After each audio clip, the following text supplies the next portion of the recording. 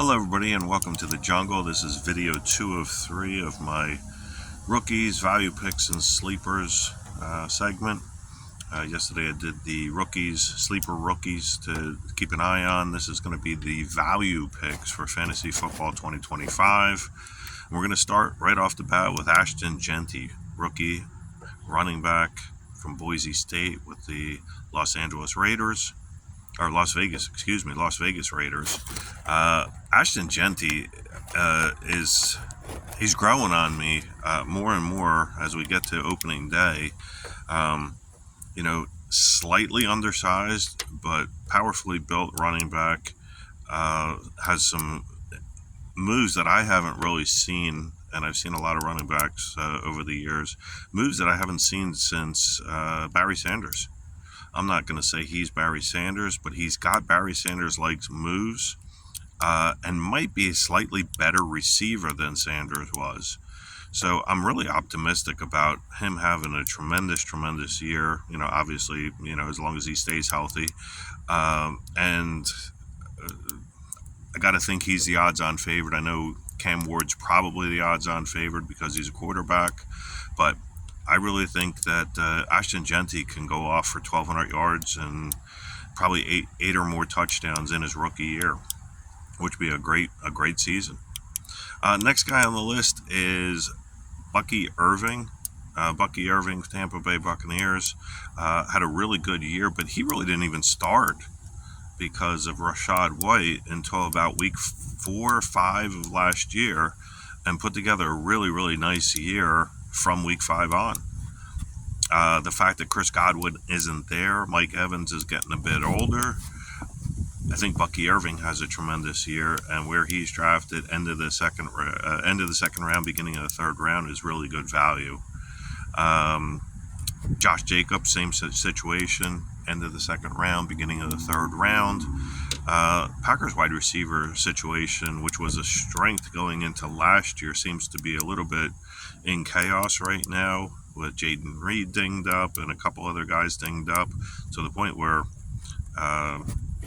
Golden is going to probably be the number one right out of the chute.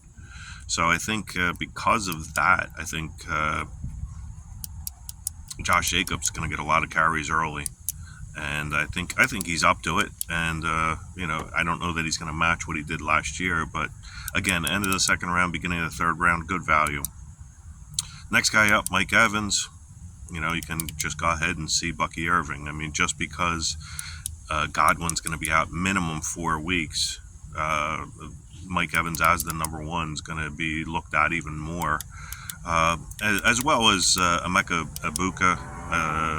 But again, you're talking about a Hall of Fame number one receiver versus a rookie.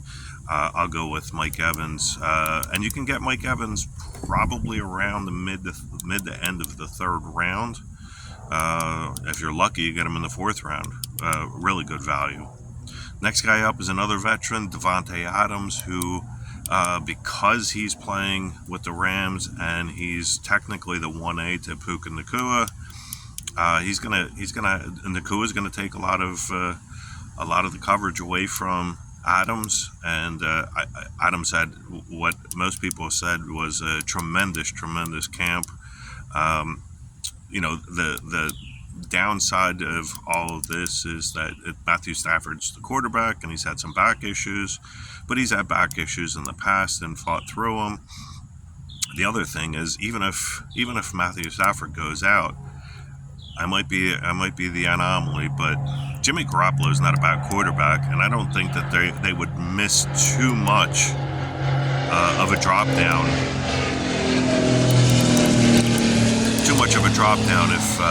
If Stafford was out for a short period of time. Now, if he's out for half a season or longer, then that could be an issue. But if he misses a game or two here or there, I think Jimmy Garoppolo is more than capable enough that Davante Adams will still be very effective.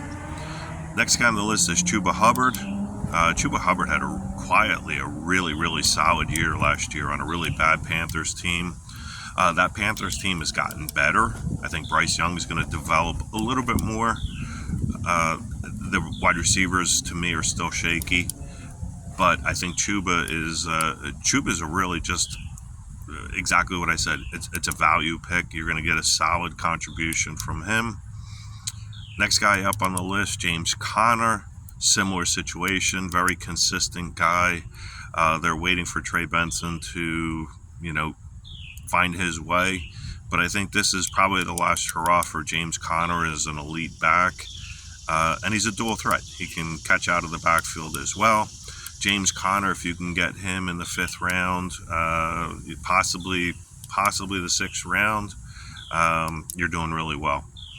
The next guy on the list is Rome Odunze. I'm coming to accept him as a possible value pick. It all depends on where you get him. If you get him in the 5th round, 6th round, excuse me. If you can get him after the 6th round, I think it's a really good pick. You got a Ben Johnson offense. He would be the solid number 2 behind DJ Moore. Keenan Allen's gone, so you're going to get a lot of targets from Keenan Allen that aren't there that are going to be available for him. And their number 3 is a combination of Zacharias Oladime and Luther Burden, the rookie from Missouri. Not really crazy about either one of those guys. So I think that they're going to be tossing a lot of balls to their 1 and 2, which is more in Odunze. I think the Odunze could actually get 1,000 yards this season and maybe 6 touchdowns or more. So, like I said, if you can get them in the 7th round or better, you're a pretty good value. Next guy on there is kind of a tried and true, and it's crazy how productive these 2 backs are in the same backfield. David Montgomery for the Lions, who primarily does the 1st and 2nd down, occasionally gets some 3rd down catches. He is a good receiver, but he's not Jahmyr Gibbs. But Montgomery's a really solid guy, and he gets a lot of goal line touches. So his touchdown numbers are really good. I don't see that changing this year. So Montgomery, if you can get him around the 6th, end of the 6th, beginning of the 7th round, terrific value. Now we're going to go into some deeper reaches here. And these guys could be really, really good values depending on how the season plays out. The first guy here is going to be Jonnu Smith. You're getting him beyond the 10th round. You're getting him, you can get him sometimes in the 12th to 14th round. Jonnu Smith is going to be the number 1 in terms of pass catching, only because Pat Freiermuth, who's a good football player, he's just not a great fantasy football player. And part of that's because he's such a good blocker. Jonnu Smith is going to, I think, out-catch him, out-target him. And I think Jonnu Smith, I don't think he's going to put up the numbers he put up last year in Miami, but I could still see him getting 60, 65 catches and maybe as many as 6 to 8 touchdowns. So I think Jonnu Smith is a really good value, maybe in the 14th round, somewhere around there.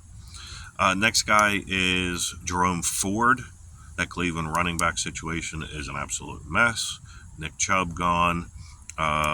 Judkins still not signed and facing potential suspension when he does sign. I think Jerome Ford, he's a credible back. I mean, he's not going to do anything spectacular, but in the 14th round or later, getting a starting running back, I'll take that all day long. Next guy is Matt Stafford. Again, I talked about it before. I think Matt Stafford has tremendous weapons. You got Kieran Williams out of the backfield. You got Puka Nacua. You got Devontae Adams.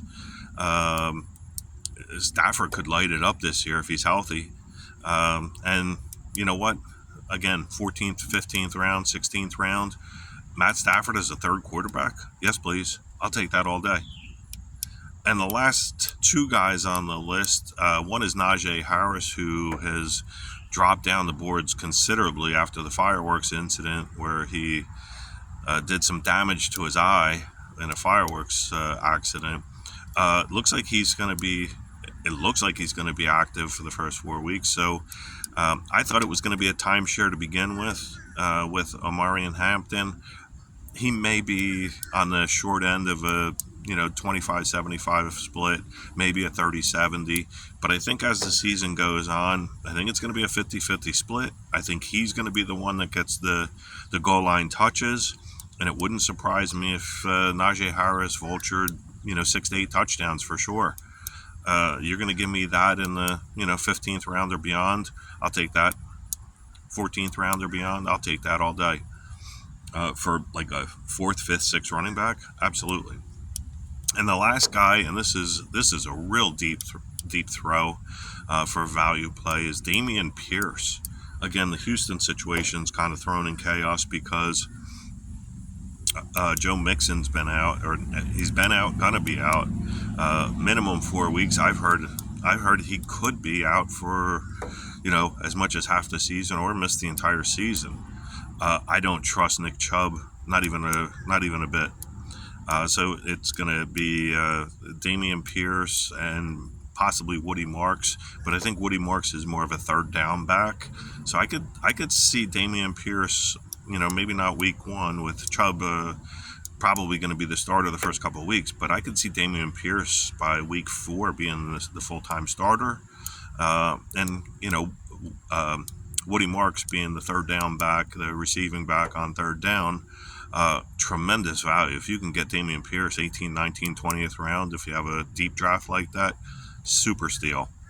So that's it for the value picks that I see in 2025. Do me a favor, like, comment, share with anybody else that's a fantasy person, and let me know, over the course of the season how I did. If you like the picks, if you agree with them, disagree with them, I'm okay with either. I'm okay with feedback. And by all means, if you saw some value in this, please please subscribe to the channel. I'd really appreciate it. And just trying to grow the channel and get some more content out. And this helps me help you. So good luck to you, and we'll talk to you soon. And stay tuned for video number 3, which is the true sleepers, guys that I think are real great values. Talk to you soon. Bye.